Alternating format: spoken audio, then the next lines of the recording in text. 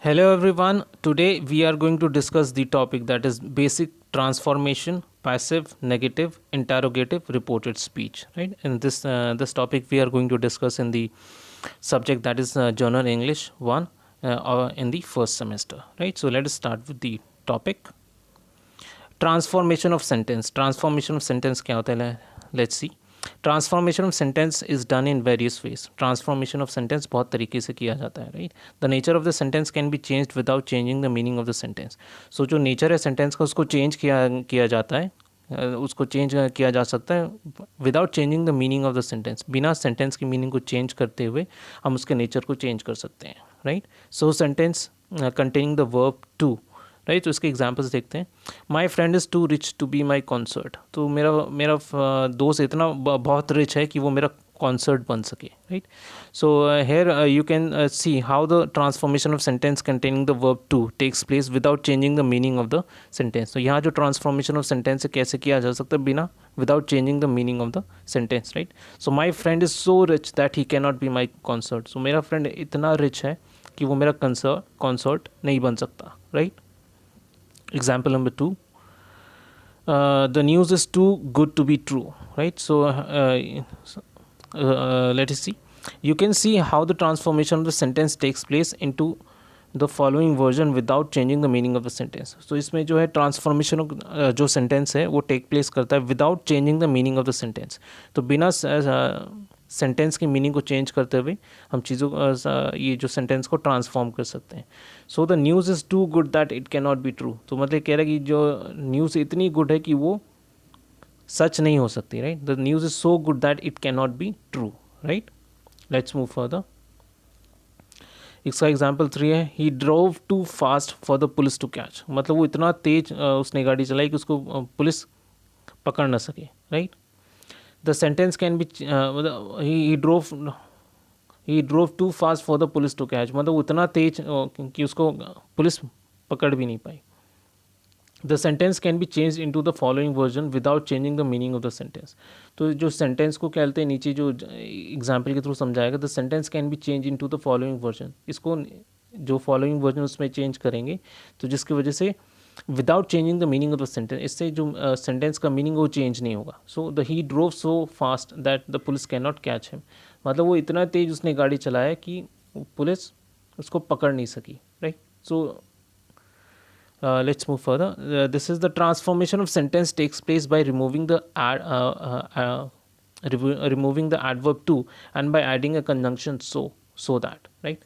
तो इसमें जो ट्रांसफॉर्मेशन ऑफ सेंटेंस जो टेक प्लेस करता है उसमें हम क्या करते हैं, जो एडवर्ब टू है उसको रिमूव कर देते हैं and by adding as conjunction, उसमें एक कंजंक्शन हम ऐड कर देते हैं, that is so that, right. In this way the following sentence have been changed for our convenience, for your attention, right. So let us see all these examples. He is too proud to beg.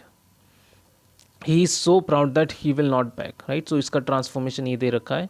It is never too late to amend. मतलब ये और इसका जो transformation है it is not so late that it cannot be mended, right. So इसका जो पहला है it is never too late to mend, right. तो इसका ट्रांसफॉर्मेशन है it is not so late that it can not be mended, right. Let's move further. He is too ignorant for the post of a postman, right. तो इसका transformation होगा he is so ignorant that he is not suitable for the post of postman, right. The shirt is small for me. इसका transformation होगा this shirt is so small that it is not suitable for me, right. He speaks too fast to be understood. इसका transformation होगा he speaks so fast that he cannot be understood, right. Let's move further. Interchange of degree of comparison. तो इसमें जो जो interchange of degree of comparison है, right. So the transformation of sentence containing comparatives can be done as follows without changing meaning of sentence. जो transformation of sentence है जिसमें comparison की बात की जाती है can be done as follows without changing meaning, without changing meaning of sentence, बिना sentence की meaning को change करते हुए हम कर सकते हैं, right. So let's see we are going to see this thing with the help of examples. I'm as strong as him, right. So the sentence is in positive degree, ये positive degree में sentence है. The sentence can be change into a sentence of comparative one. अब हम इसको comparative one में change कर सकते हैं. I am not stronger than him, मैं उससे ज़्यादा स्ट्रॉन्गर नहीं हूँ. The sentence conveys the meaning as the above sentence. जो सेंटेंस है वो जो मीनिंग को कन्वे करता है जैसे ऊपर है, ऊपर वाले सेंटेंस में दिया हुआ है. Example 2, positive, the razor is not as sharp as that one. Right, तो उसका कंपैरेटिव होगा that razor is sharper than this one. तो ये इसका कंपैरेटिव है. Right. Example 3, positive, very few cities in India are as rich as Mumbai. तो बहुत ऐसी कम सिटीज़ है जो very few cities in India are as rich as Mumbai. तो मैंने बहुत कम सिटीज़ हैं इंडिया में जो मतलब मुंबई जितनी रिच हैं. Comparative, Mumbai is the richest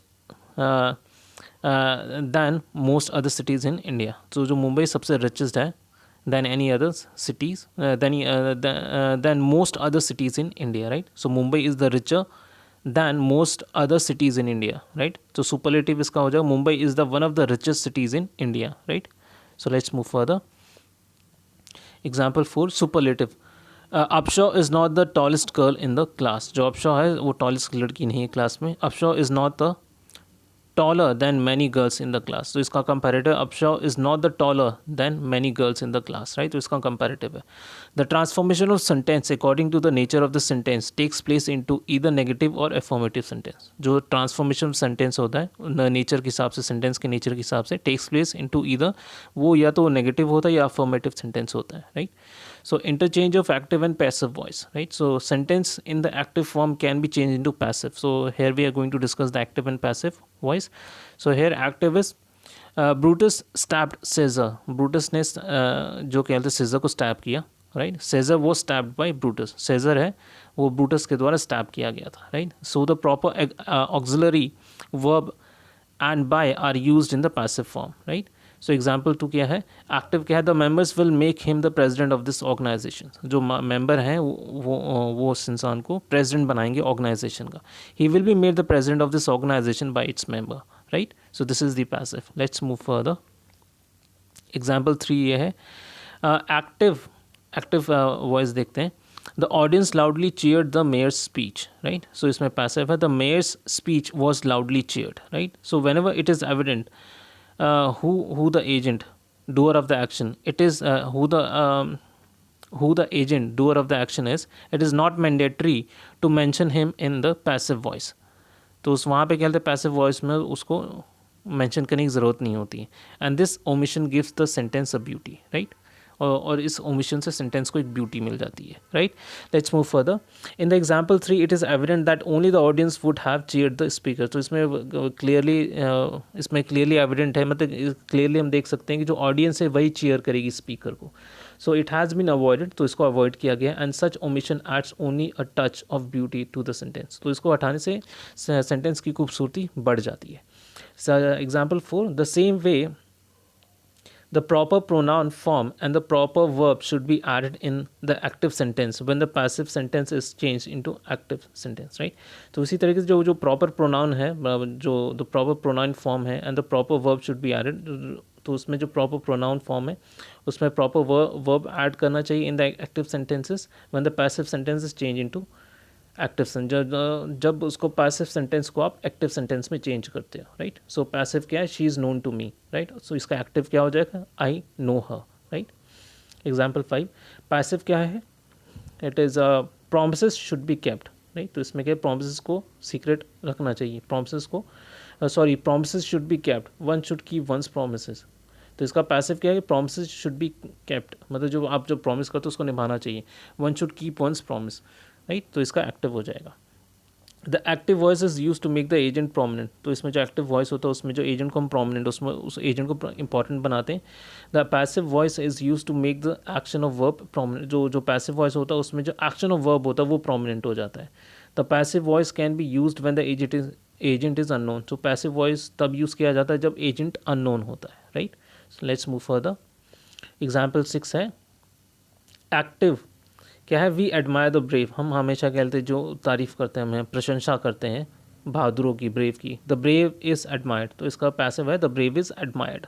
in this sentence the agent we has been omitted to generalise, इसमें जो एजेंट वी को उसको हटा दिया गया है सेंटेंस को स्टेटमेंट को जनरलाइज करने के लिए, that the brave is admired, right. Although the active sentence has used the pronouns we, जो एक्टिव सेंटेंस उसमें क्या प्रोनाउन वी को यूज़ किया गया, right. Interchange of affirmative and negative sentence, तो जो interchange है, so we are going to discuss the interchange of affirmative and negative sentences, right.